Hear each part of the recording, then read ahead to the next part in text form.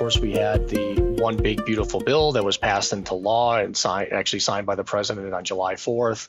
So everything that relates to student loans as outlined in that new law will necessitate some borrowing and repayment changes.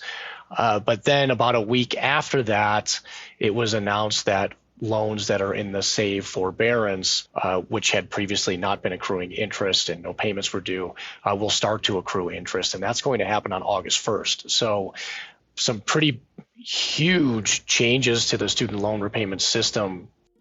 That is student debt expert and VIN Foundation board member, Dr. Tony Bartels, with Dr. Rebecca Mears.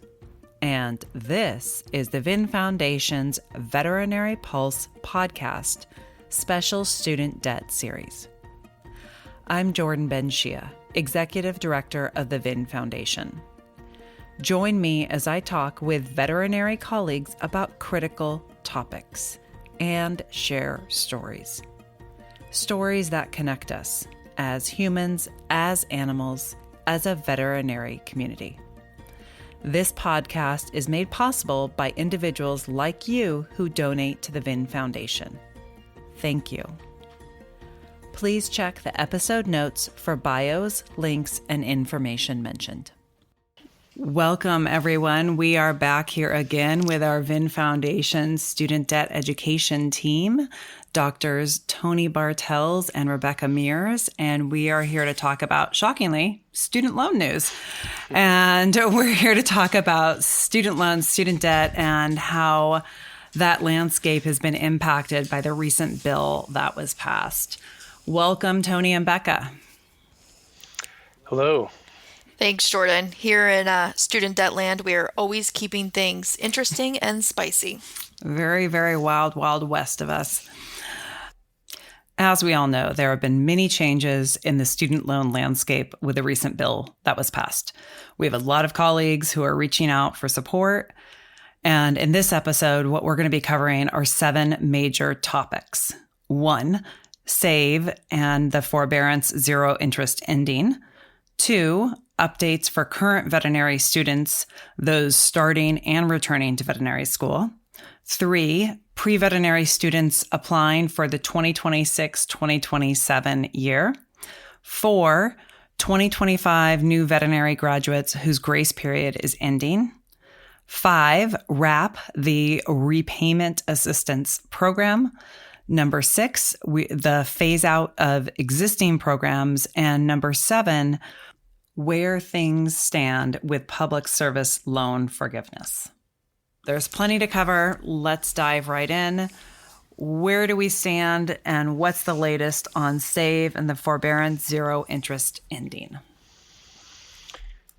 Yeah, I mean, it's definitely a lot to cover. I mean, there's certainly a lot changing.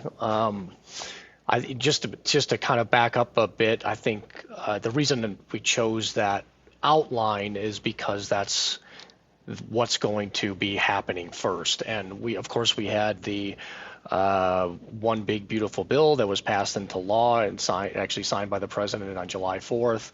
So everything that relates to student loans as outlined in that new law will necessitate some borrowing and repayment changes.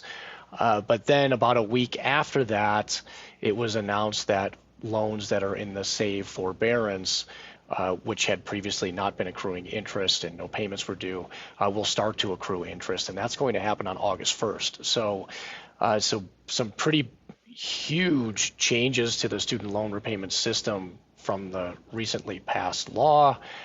And then right on top of that, a pretty big announcement on the SAVE forbearance, which had kind of been lingering in the background, right? We've been waiting for some more formal handling of the SAVE plan as a result of some court rulings. And I guess we got it, right? I mean, at least we got the next step in it, which is the ending of that interest subsidy that the SAVE loans that are in the SAVE forbearance had been experiencing. And rightfully so. That's a lot of change very quickly. And, you know, people that had been kind of in a pause with their student loans for a long time are now scrambling. So particularly those folks that are in the SAVE plan. I mean, and that's myself. Becca, I believe you're in the SAVE plan as well. Is that right there with you? Yeah, so we're all kind of looking at, well, what do we do next, right? And that's probably the most common question that's been popping up on VIN in the student debt message board area lately is, what do I do about this SAVE interest benefit now ending? Do I switch plans, and what do I switch to? And that's where we start to then spill over into, well, what was in the new bill, right? Because everybody's like, well, do I change to this new repayment assistance program or RAP, the new plan that's in the new law? And unfortunately not yet anyway, because it doesn't become available until July 1st of 2026. I mean, maybe they'll get it out sooner than that, but the law says that it won't be available until July 1st of 2026. So, that kind of leaves a lot of people that are in that SAVE forbearance with maybe few options, right? So, you can still switch to an income-based repayment plan, whichever version you're eligible for, whether that's the new version of IBR or I call it IBR 2014, or the old version, which is IBR 2009. Or you can switch to pay-as-you-earn if you are eligible for that. We just recently posted a blog on that topic on VINFoundation.org.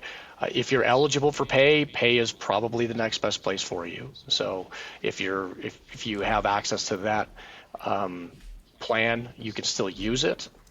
And that touches on some of the phase outs, right? You can still use some of the existing plans for a number of years yet, and those will help to serve as a bridge during this transition to help get you to potentially that new RAP plan or something more permanent based on which is going to be the best one for you. So, but you can also you can keep your loans in the SAVE forbearance. They'll accrue interest, right? And that's really going to be hard to watch since we've been living in an interest-free student loan world for quite a while. But it may not be the worst decision to leave your loans in the SAVE forbearance, even with the interest accruing, until something like maybe RAP is available. So that's really going to depend on your specific circumstances.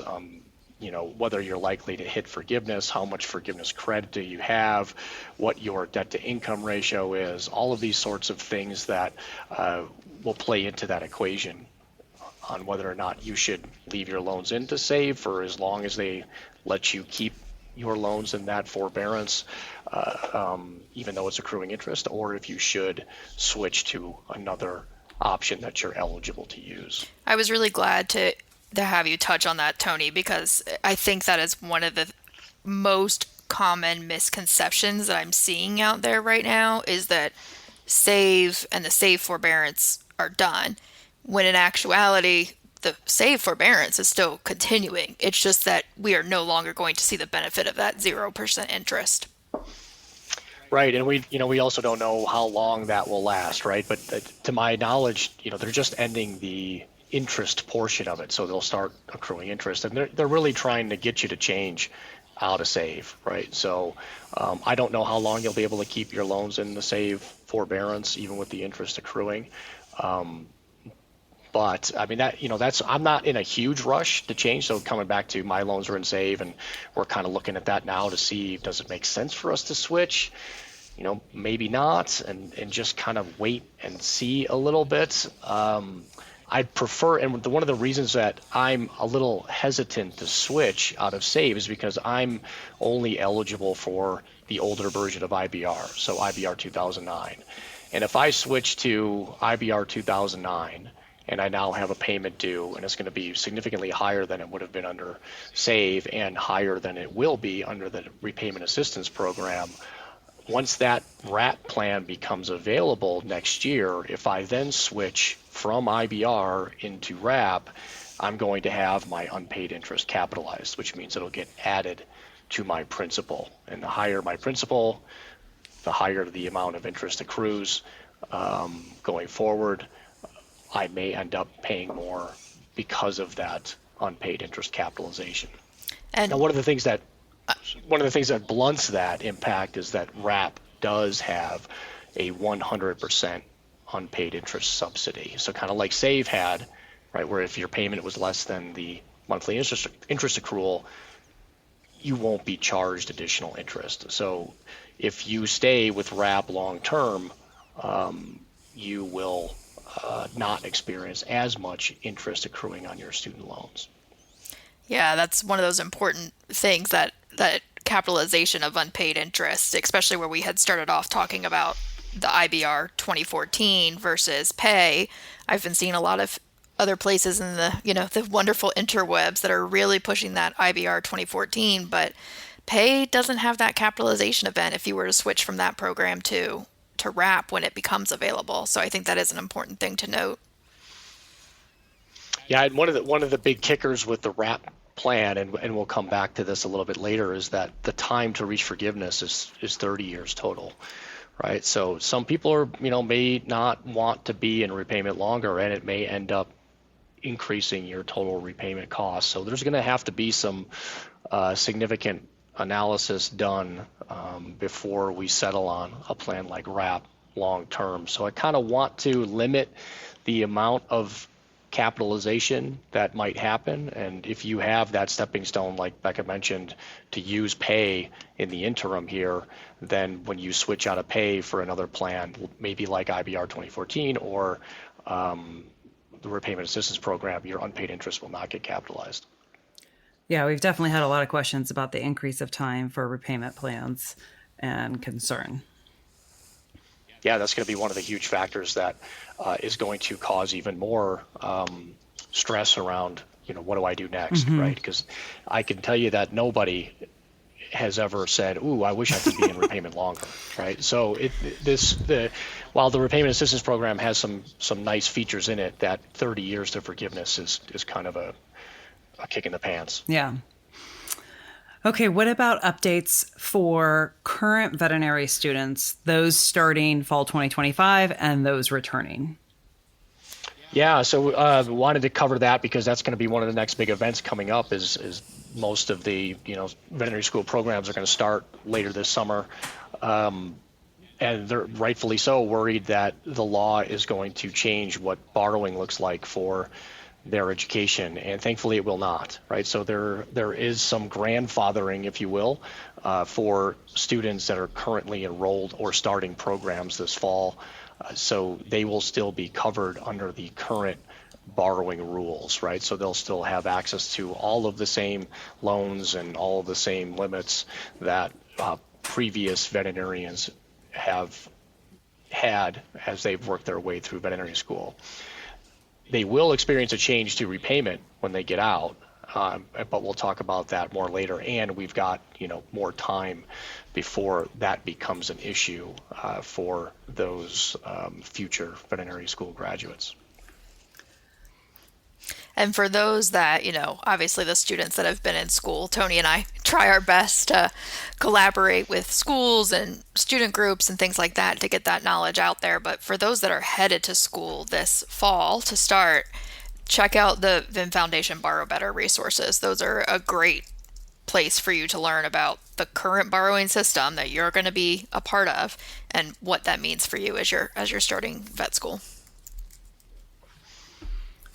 And let's talk about pre-veterinary students, those that right now are in VIMCAS and are applying for 2026, 2027. I've heard a lot of concern from pre-veterinary students.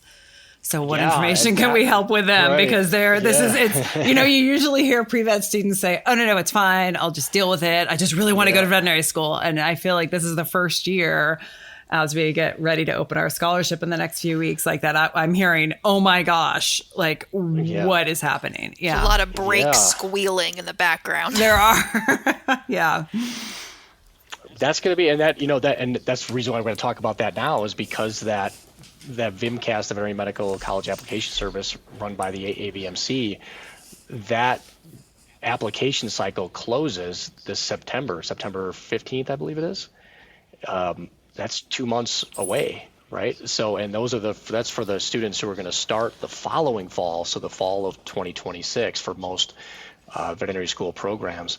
And that's when all of the changes for borrowing are going to take effect. So the students that are starting their veterinary school programs that following fall, the fall of 2026, are going to be the first cohort that will experience all of the new changes to borrowing for something like professional school, like veterinary school. So that's something we're going to have to really pay close attention to when we really want those veterinary school applicants to be very aware of, right? So we have a initiative through VIN Foundation called Apply Smarter, where we really encourage you to apply to those schools that are going to keep your costs as low as possible, whether that's your in-state school or one of the really beneficial programs that allow you to change your residency status while you're attending school.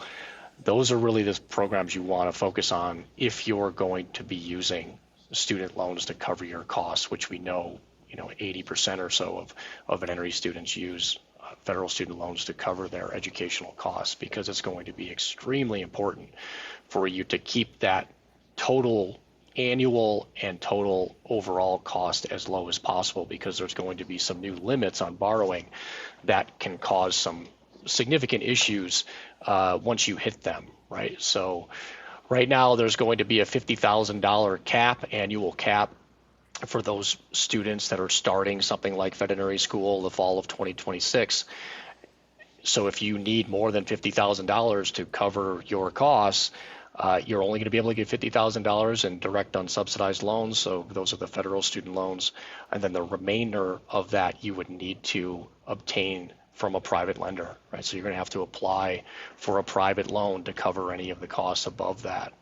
So your goal, should you choose to accept it, is to minimize your reliance on those private student loans to the extent possible, or maybe, eliminate them altogether, right? Maybe you can not use them at all if possible, because that'll certainly make repayment easier. Those federal student loans are still the most flexible, even though they're very confusing.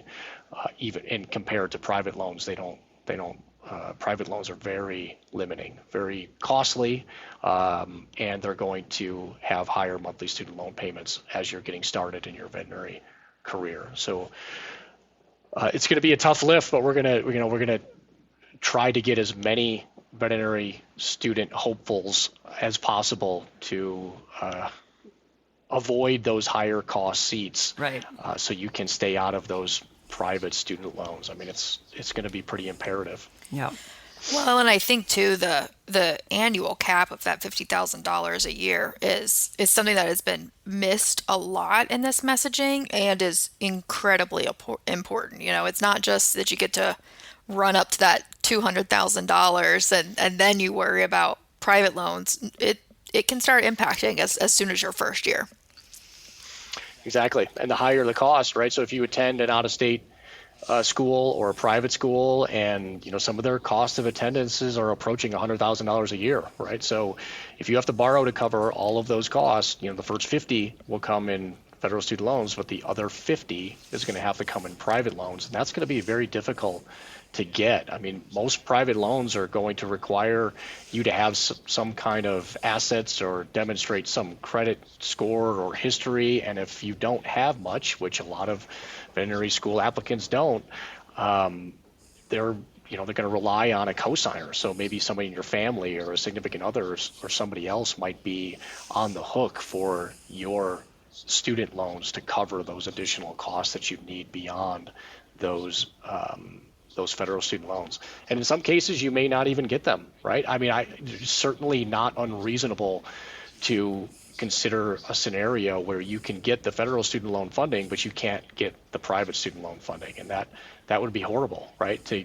get admitted to veterinary school and then find out that you can't pay for the additional costs to cover any additional tuition and fees that you might have to pay beyond those federal student loans. So there's a lot of, obviously, schools that are outside of that $200K range. Have we heard any response, or has there been any? I haven't seen anything, but maybe I'm just looking in the wrong places. I'd be curious to hear if any of those veterinary schools are rumbling. Well, they're rumbling, right? Oh, they're rumbling. Yeah, I mean, they're all. I mean, at least the folks that I'm talking to at some of those institutions, and what is this going to do to our applicant pool, and what are they going to do? I mean, especially with all the new schools opening, right? I mean, right. Well, the question is what are you going to do? A lot of them are expanding their sizes and rely on a lot of those out-of-state students to pay for those out-of-state seats. Right. And, before, up till now, they really haven't had a hard time getting federal student loan funds to cover those, but now that's going to be more difficult. So, so unless you're paying for this out of pocket or you have some significant personal or outside funding to help cover those additional costs, I would highly encourage you to leave those more expensive schools off your list entirely, because it can really put you in a precarious position. So let's talk about the 2025 veterinary graduates whose grace period is ending. So the ones that have just graduated, they're, starting their jobs, and, here are these changes for you to also focus on. Yeah. What's up for them? Yeah. So wanted to make a special mention for those, because this year was probably when we did the new grad playbook, which is a webinar resource and supporting materials that we do around each graduating time frame that's available on the VIN Foundation website if you missed that. This was one of the first years that we told people to, maybe you don't want to consolidate your loans in a lot of cases. And when you don't consolidate, that means your grace period is running its course, and most veterinary programs finish April, May, June-ish. So that means 6 months later, your grace period is ending, and you're going to have to choose a repayment plan, or maybe even a couple of months before that grace period officially ends. So what does that look like? Right. And thankfully, again, we have this, even with all of the new legislation and changes that are in there, there's this transition phase where you still have access to the existing income-driven repayment plans that you can apply for before we get to the new repayment assistance program and some of the repayment changes that are taking effect next year and then after July of 2028. So we do have this on-ramp, if you will, where you're able to choose the existing repayment plans to help get you to some of those more permanent repayment options as they start to phase in. So we're at this point, we're kind of like we were talking about earlier, for those folks that are in the save forbearance that might want to switch plans. You really want to focus on, pay as you earn, right? And most new graduates should be eligible for pay as you earn. So if you want to check, I would encourage you to go log into studentaid.gov, download a recent student aid data file, and upload it into the VIN Foundation My Student Loans tool. In that tool, you'll see an IDR eligibility, so income-driven repayment eligibility tab, and that will show you which options you have available to you. So if you're in IDR Profile 1 or IDR Profile 2, which most 2025 graduates should be in, then you're able to choose pay as you earn.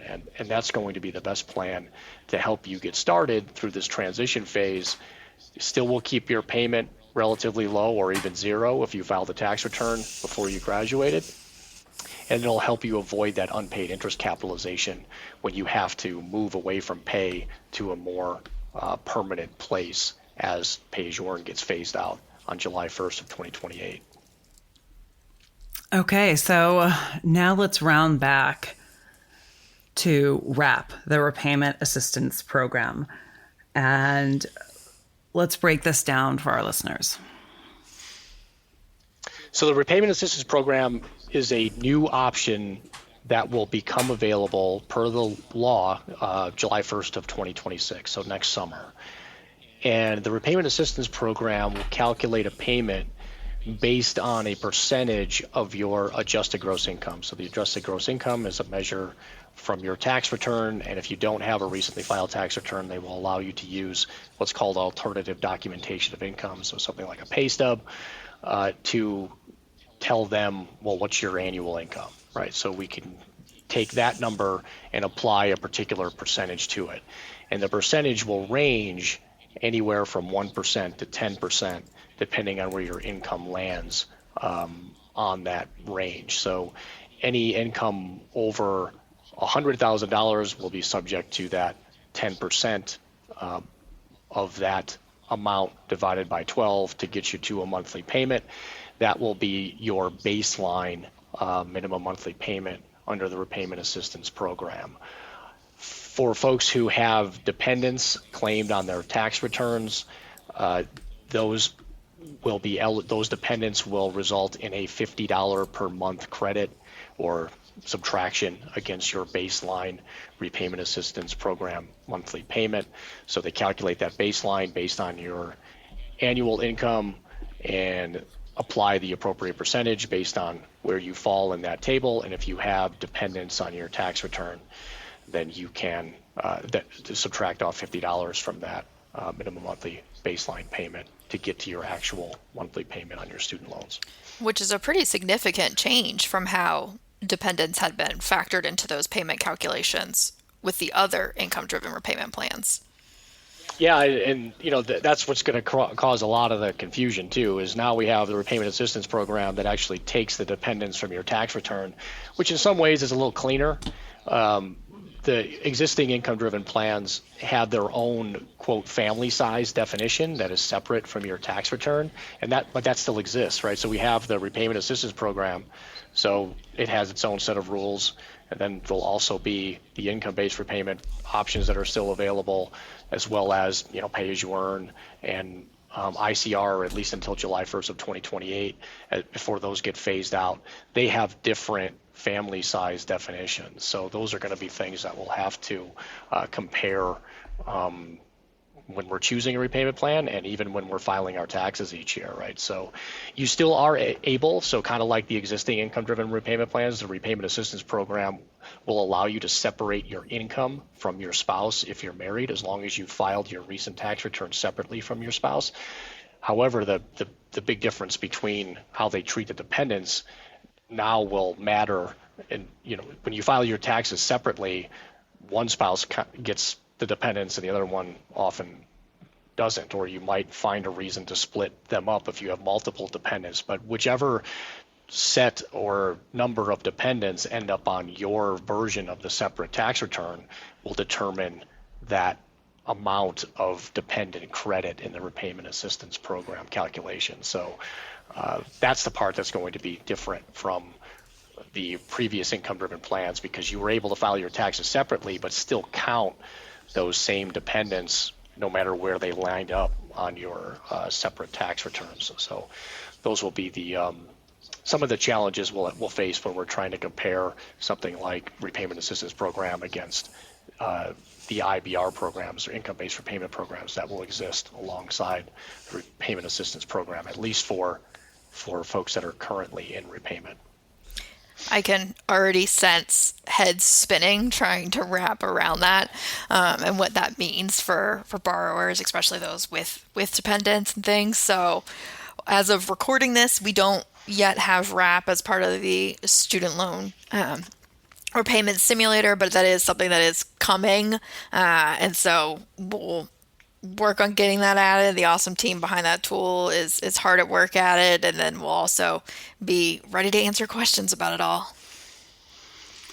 Yeah, so we definitely, I'm sure you can sense from all the different variations that it's going to be challenging to get that into the simulator and make sure that it's calculating all of the math correctly. And one of the things we haven't talked about yet, but it kind of gives us a good springboard into that, is you're going to have repayment assistance program and IBR plans available for those folks who are currently in repayment, but then those folks that are starting borrowing after next fall, so that group that we talked about that's applying for veterinary school right now and are starting fall of 2026, once you receive a loan after 2026, right? So even those of you that are in veterinary school, once you take a loan after the fall of 2026, you're no longer going to have the income-based repayment options available to you. You will only have the repayment assistance program as well as some standard repayment options available to you. So that's going to look different once you get to repayment. But again, once we have that in the simulator and we know when you graduated or when you borrowed based on the information that you upload into the My Student Loans tool, we'll be able to show you the appropriate repayment options for your profile, for your borrowing profile.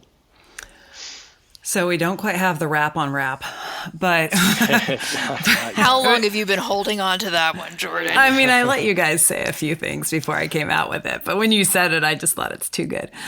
Okay. One of the things that we are hearing a lot is what are going to happen to all these plans that we've been recommending, suggesting for years, right? Which we thought were super stable.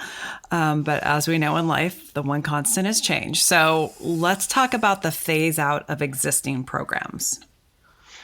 Yeah, so in the law that was passed on, or signed into law on July 4th, the pay-as-you-earn ICR and save plan, regardless of what the court decides to do with it, will be phased out on July 1st of 2028.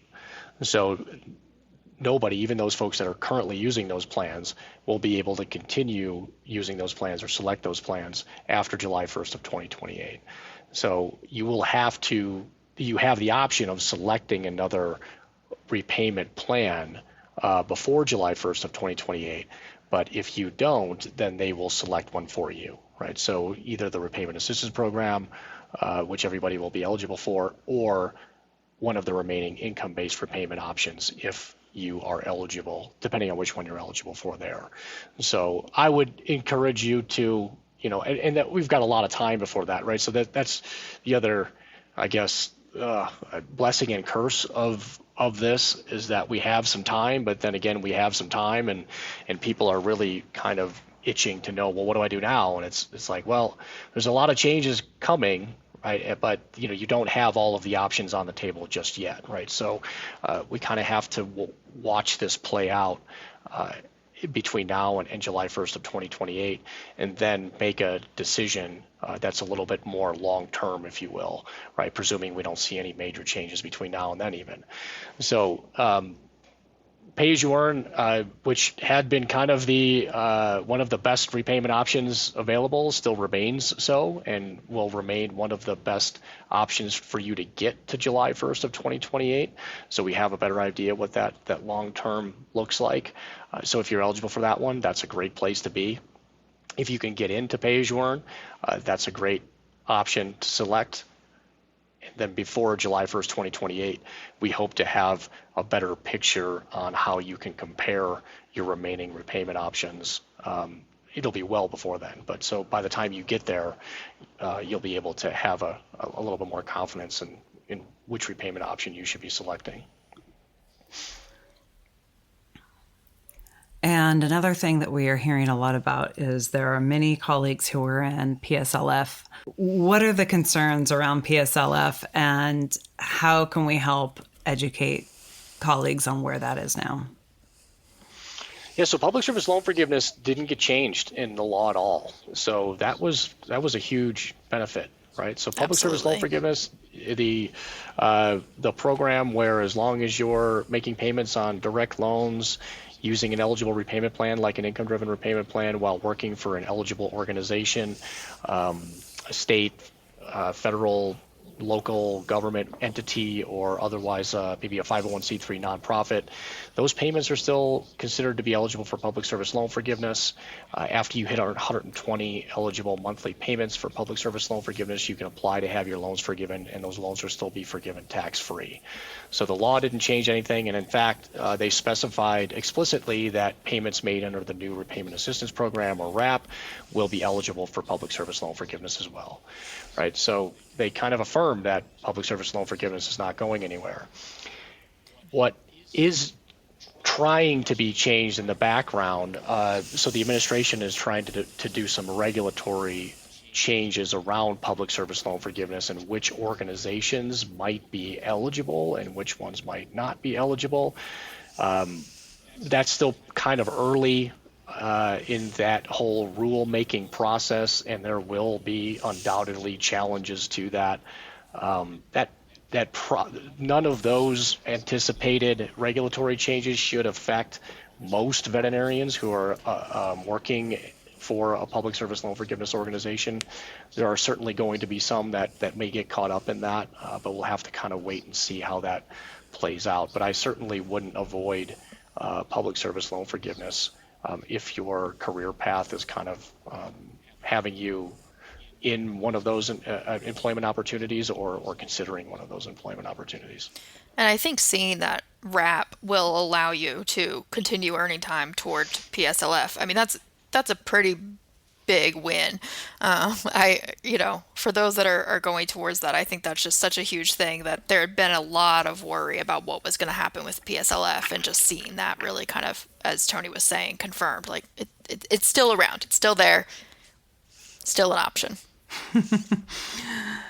Okay, so anything else outside of those huge 7 topics do we think we want our listeners to know, or that you think would be additional helpful information? There's one I have to mention because I've seen it now more than a handful of times on the boards, and it's for people that are currently in repayment and are on studentaid.gov, and they're seeing some really odd information, right? And one of the things that is concerning to me is that people are being told, at least on studentaid.gov, that if they consolidate their loans, they might be eligible for pay-as-you-earn or IBR 2014, aka the new IBR, even though we know they're not eligible, right? So you have to be very, very, very, very careful. I would, again, I mentioned it once earlier, if you grab a student aid data file and upload it into the VIN Foundation My Student Loans tool, it's a free resource, anybody can use it, right? Upload your student aid file in there and check that IDR eligibility tab. It's really good, right? The algorithm in there is pretty strong, right? It does a really good job of telling you which income-driven options you are eligible to use.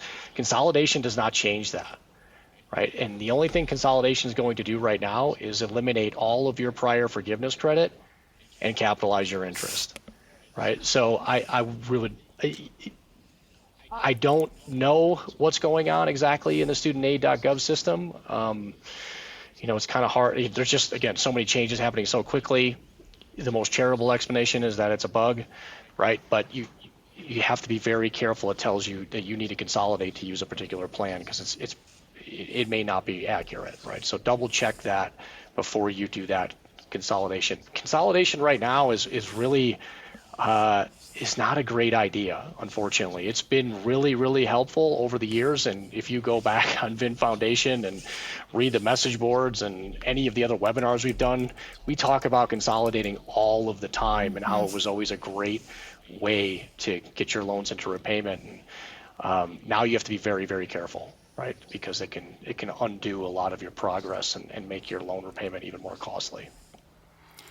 I think the last thing that I would throw out is, and Tony, I would love to hear your answer on this one, is what if I'm just ready to throw up my hands and be done with this federal student loan thing and all of these plans that are changing and the confusion, and just I want to be out of this mess. Yeah, totally understandable. I have those moments daily, right? And my wife does too. And it's like, should we really keep doing this? And the answer is, you still have your student debt, right? And it's not like there's some magic wand you can wave and say, okay, well, I'm just going to ignore the income-driven options and pay back my student loans.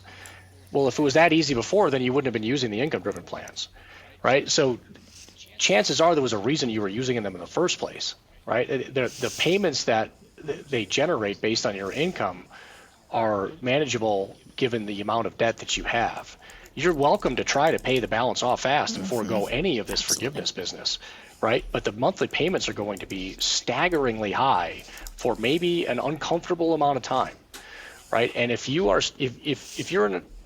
pulling away from any of your other critical financial wellness goals in order to do that, then you pump the brakes. You can't afford it, right? You can't afford to let this shakeup in the system deter your strategy, right? Because it's going to put yourself and maybe your family in a riskier financial position overall, right? So I get it.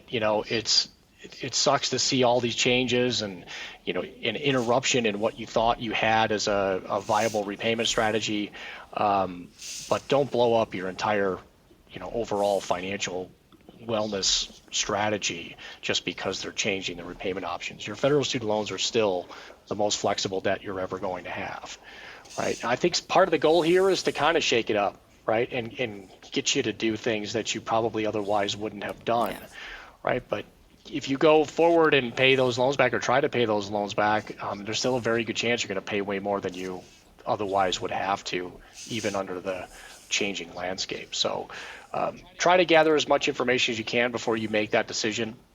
And, you know, we often provide that comparison in the message board analysis, right? I mean, if you want to try maybe you've got 10, 12, 15 years before you hit forgiveness. Well, let's calculate out what it's going to cost you to pay your loans back in 10, 12, or 15 years, right? So in most cases, it's going to be a higher number and an uncomfortably large monthly student loan payment. So I'm happy to do that comparison with you, and you're welcome to choose any strategy you'd like going forward. But I wish it was a magic wand to just say, well, I'm done with this, I'll do it another way. But that other way isn't all that great either. I absolutely agree there. I've had quite a few posts on the boards recently where it's like, should I switch up my strategy? Like, maybe this planning for forgiveness thing isn't the right way to go anymore.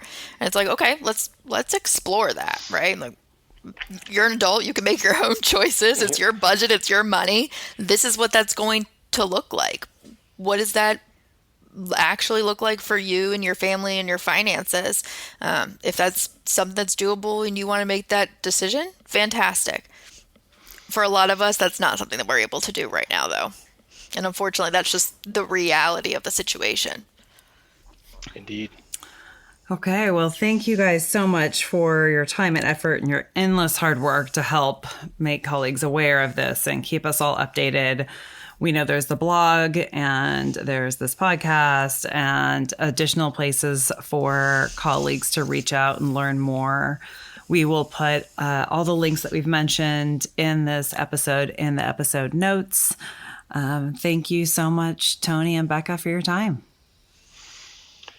Thank you, Jordan. And just as a caveat, we're all still learning how this is all going to play out, right? I mean, as we've been repeatedly experienced before, as soon as we do something or say something, we may find out next week that it's a little different. Oh, yeah. They love to keep track of when we open our mouths. Yes. Yeah, it seems that way. Yeah. So, yeah, double check everything. So, yes. Absolutely. Double check everything and stay up to date. Make sure you're signed up for emails. We'll email latest information that we have. And thanks, everyone. We appreciate you being here with us. Thanks, Tony. Thanks, Becca. Thank you, Jordan. Thank you for joining us for this episode of the Veterinary Pulse. Please check the episode notes for additional information referenced in the podcast. If you enjoyed this podcast, please follow, subscribe, and share review. We welcome feedback and hope you will tune in again. You can find out more about the VIN Foundation through our website, vinfoundation.org, and our social media channels. Thank you for being here. Be well.